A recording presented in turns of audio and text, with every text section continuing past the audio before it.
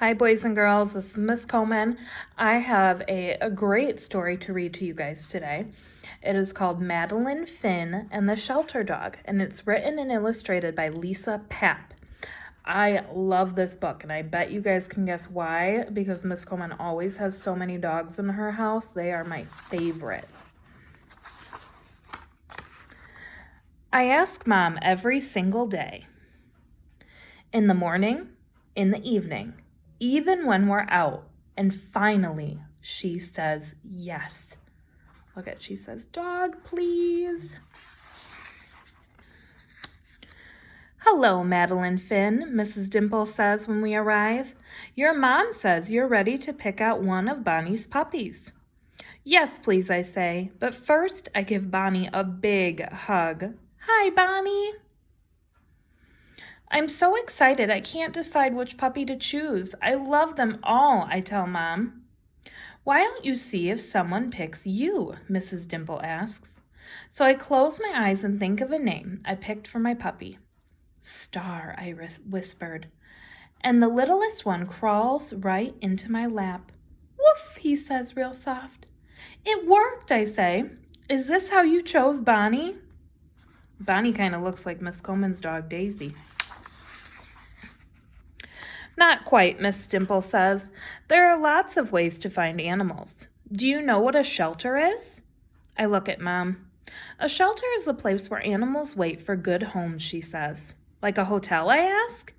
"Sort of," Mrs. Dimple says, "except the animals want homes where they can stay forever. They need forever homes." "How many animals are there?" I ask. "Do they have snakes?"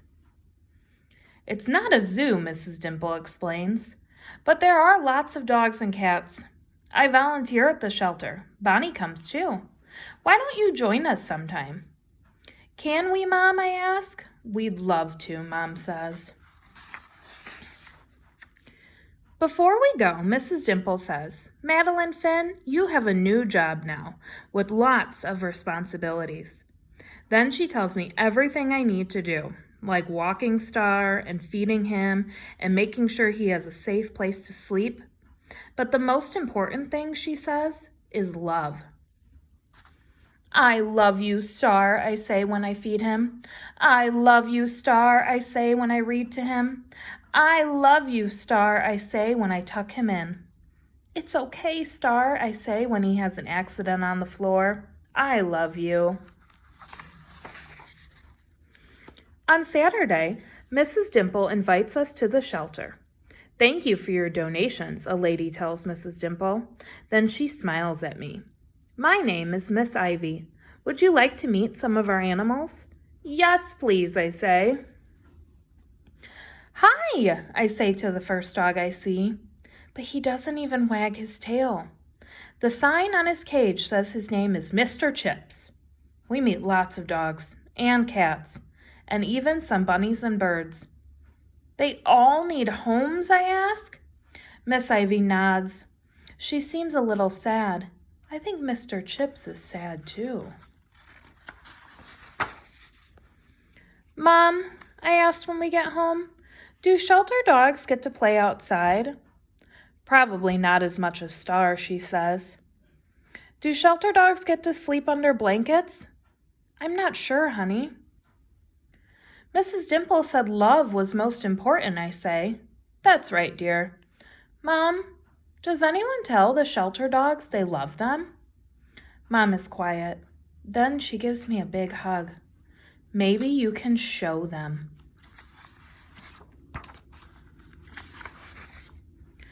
The next day, I rummaged through our linen closet. The sign at the shelter said they need towels. I say, "Can we bring some?" "I bet they would like that," Mom says. Miss Ivy is happy to see us. "Thank you, Madeline Finn," she says. "These will make soft beds for the animals." But when I leave, I notice there weren't enough towels for all the animals, and Mr. Chip still looks sad. Before bed, I practice reading to Star. Then I whisper in his ear, "I love you, Star." "Woof," he says real soft. When Mom tucks us in, I say, "Star loves when I read to him." He sure does, sweetie. Mom, yes, dear? Does anyone read to the shelter dogs? In the morning, we talked to Mrs. Dimple about my new idea. Then Star and I spent all week collecting towels and blankets from the neighbors. I make special signs, and Mrs. Dimple helps me hang them in the library. Saturday, 10 o'clock. Come read to the shelter animals. Bring a blanket and a book. On Friday night, I barely sleep. I'm so excited. When Saturday comes, I'm ready. So is Star. But when we arrive, it's just us. Nobody else came, I tell Star. Woof, he says real soft. I'm glad you're here, Miss Ivy says when I hand her the blankets and towels. Why don't you get started? I sit by the first dog. We're both a little nervous. But when I start reading, she wags her tail. The next dog perks up his ears when I read to him. Even the cats around the corner are listening. But after my fifth story, I'm still the only one here. I don't have enough books, I tell Miss Ivy, or enough blankets. I know, Madeline Finn, she says. I know. Then I hear footsteps.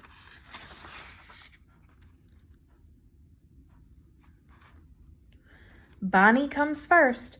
Behind her are lots of kids with lots of books and lots of blankets. Sorry we're late, I hear a parent say. There was a crowd at the library checking out books. Miss Ivy shows everyone how to sit with the dog and read to them. Pretty soon, the shelter looks like a library. Did everyone get a story, I ask Mom. I think so, sweetie. And a blanket? Almost, Mrs. Dimple says. Take a look. I peek around the corner. Mr. Chips didn't get a blanket. Oh, poor Mr. Chips. He was going home in one. Mr. Chips found a new family today, Mrs. Dimple says. He is getting a real home, Mom says. A forever home, I say, and Star lets out a giant woof. The end.